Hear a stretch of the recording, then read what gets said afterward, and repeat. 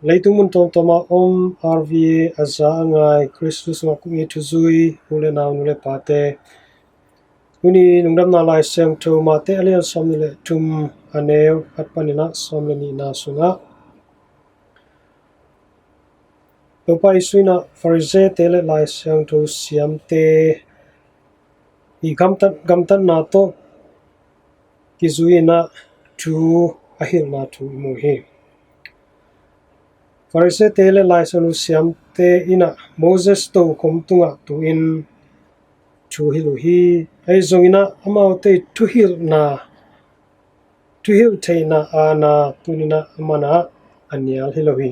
amau te tu hil na te zuyun ai zongina amau I gamtat bangina na gamtakeun chi bahagyam chil amau te na ahil banguna agam talo mi te hi china umile utena te Christian tuzui hi na pen itena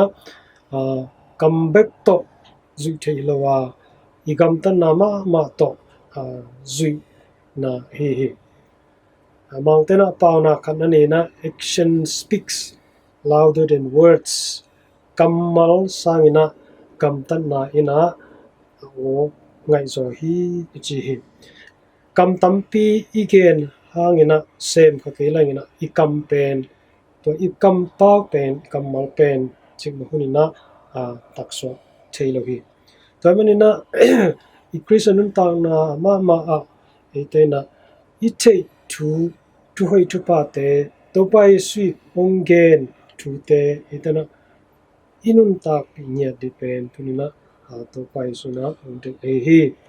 farise te lai sano siam te na amau te na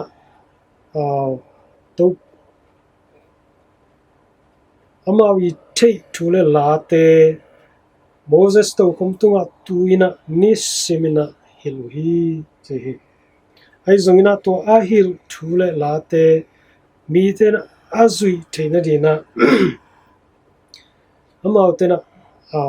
thagui chatang san nom lo hi tibek tham loina amau te na amau I pil na amau I te na amau I siam na te ki phat sak pi lai hi jehi mi te pa ta di utu hi mi te I pa toi di utin mi te na aza ta di ulai hi jehi ina banggen nom hiam chile tuni ileitung lungsim ina mi khat pe I pa ta ri mi khat pe I phat ni chi pen kilungul ma mai ai zongina etena tu aphat tak apa toi tak ihi le ihi lo pen khat vi chana ile I thelo khazel hi han toy manena tunina to pai suina ete onghir mak thuina banghiam chile etena na khat pe isep tak changina lungsim tak pi to pasian I na tak pi to mi te de sak na tak pi to se mina apotham bekto asem te hi lo din imin than no manin mi te I pak ta di un manin mi te I pa toi di un manin hilo zoina pasien I na le mi dang te I na mi te phat tuam na di tak pi de sang na tak pi to isep khiat di pen to pana hong de hi namana mi hing hi na to ve tak chan eile kilam sang no hi vek tham le mi te lap sang ni jong ku te ze hi ayam to pai suina uni lai sang kammali na banghiam chi le amau akit toi sang akilam sang te kiniam khiat ding hi ai zongina amau le amau akiniam khiat te na lap sang na nga ding hi to pa de na kiniam khiat na hi ken sem zoing ken bol zoing chi hizolo zoina kam to chi khak hizolo zo in ete sep zo chiang mi ten thei pi se ta kele ete sep zo chiang na hoi asem te nisim nai simina mi khat I phat tuam na di asem te abol te hi di pen to pana onde hi to bangina I bol na isem na ina a christian pi chen na na he so bi ge hi to pai suina leitunga hong to suk na pen emi hing te guphian ri a to guphian ri ina guphian na sep na hong sep na a comeback to thu hong ya the loina agam tan na ma to ite hong la hi mi te bang chi hu thei ri mi te bang chi bangina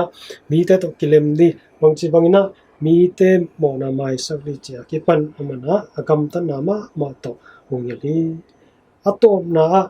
e leitung mi te hong i na pen amai pum pi ma apa piak na to ite hong i na hong la hi singlam te tunga ama pum pi ma ite ri na hong ki piak khian na to apa ap na to ite mana lam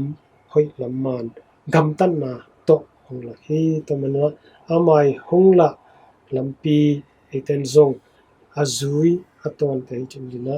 atunina thakina han chamdianga ite thuzui na ite